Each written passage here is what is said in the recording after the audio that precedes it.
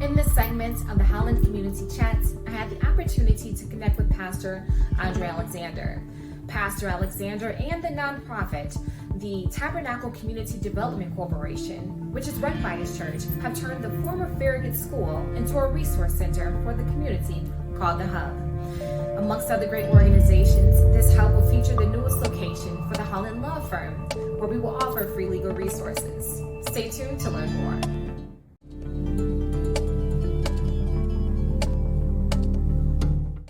Thank you, first off, for being here. I love moments like this, get to talk and brag about this work. So the Hub was an idea that came into fruition on paper probably 5 years ago. It was the result of community conversations, of people saying, here's what we see or needs. We didn't want to be the organization that parachuted in and then told people what they needed. And at the same time, we wanted to be doers and not just take people's words and then sit on them and they not see any fruit or anything productive come out of it. So about 5 years ago, a result of some what I call informal conversations with residents who were long-term homeowners, business owners in the area, said these are some particular areas of interest for us: healthcare, education, legal, youth programming, home, housing stability, affordable housing.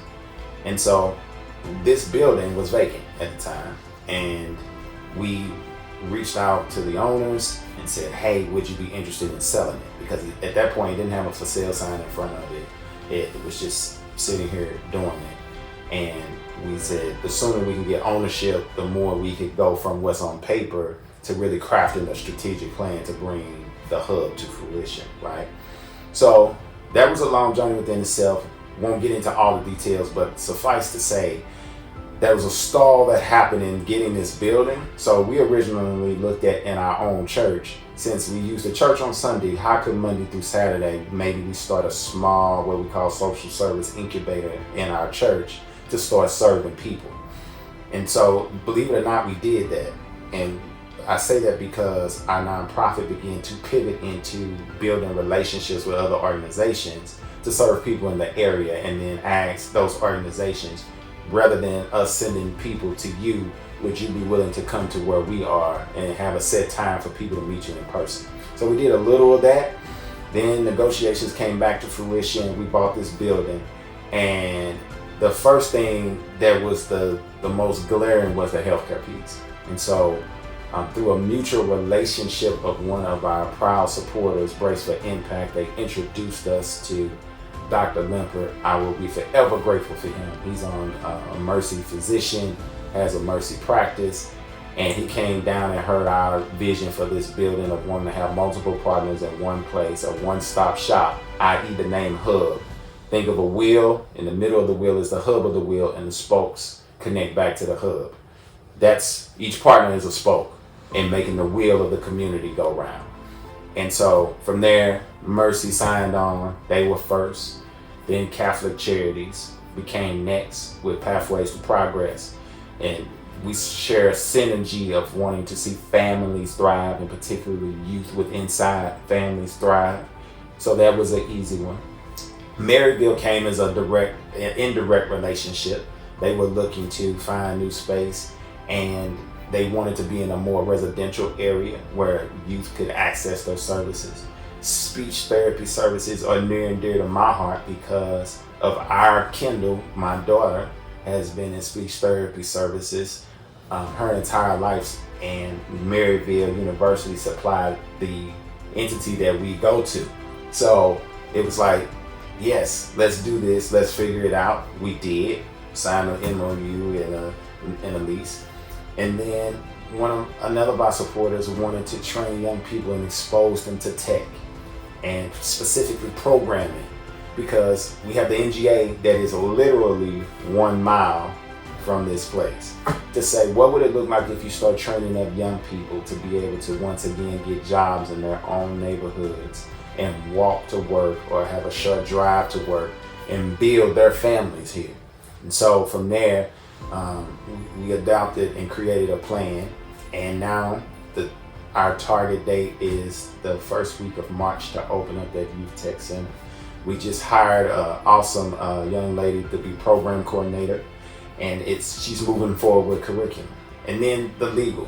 So outside of healthcare and education, legal was like the third thing that we got back from community.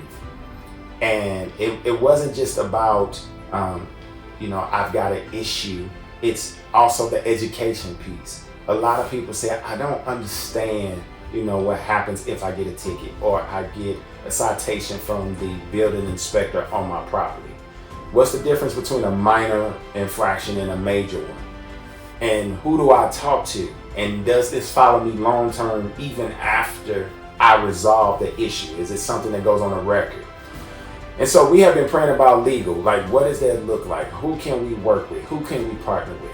And so having a relationship with Eric and Amy, they have been around our organization, Tabernacle CDC, for the last couple of years.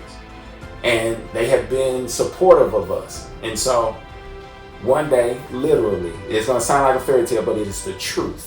One day, Eric calls and says, you know what? I've been thinking about other ways that we can support the hub. I know that we've already helped you with a few families who had some legal challenges, but how do we make this more permanent? I'm thinking, what would it look like if we brought someone on site to the hub? Would you be willing to do that? Now, I didn't want to be like the child in the candy store, so I tried to maintain my composure. I said, Eric, let me think about that for a minute. I blinked and said yes, and he said, well, let's figure out the other pieces of how we create the pipeline, but we're in. I said, well, Eric, the pipeline piece is easy. We start with families we serve. We already serve 35 families in this neighborhood and have multiple connections to others because some of those families, through construction, we employ them.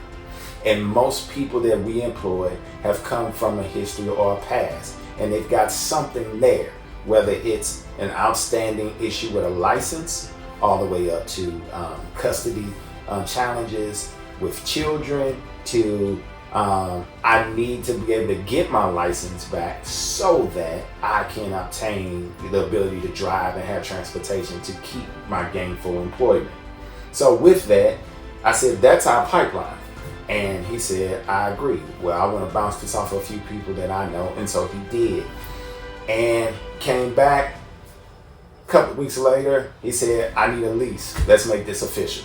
And so crafted a lease, and here we are preparing and looking at furniture for Holland to move in. People think of the hub and think of it in future and legacy. I want them to think foundation. I want them to be left with the fact of a sense of this is our home. The hub is our home. It is the place where I came, I grew, and I continuously grow. Because part of our vision is to continue to add partners here, providing services, as well as expansion. There's a building next door to us. We're already in conversation about getting and acquiring that building and creating a phase 2 to expand more healthcare services, to create something what we call the Urban Health Institute, where you have pediatric care and more specialized care and research happening for people of color, particularly Blacks and Hispanics, because we're typically left out of that research pool when medicine and other things are being looked at, that you would do it in the context of where people live. Because when you start talking about health disparities and barriers to healthcare, education, and employment, you need to factor in the surrounding spaces in which people live, work, and play. And what better way to do it than to do the actual research where people live, work, and play. So a legacy of healing, when you think hub, a legacy of togetherness, but most of all, a place that empowered and uplifted and uplifts families. That is the legacy that I hope that people walk away from long after I've passed on the baton to the next person who leads and continues to expand.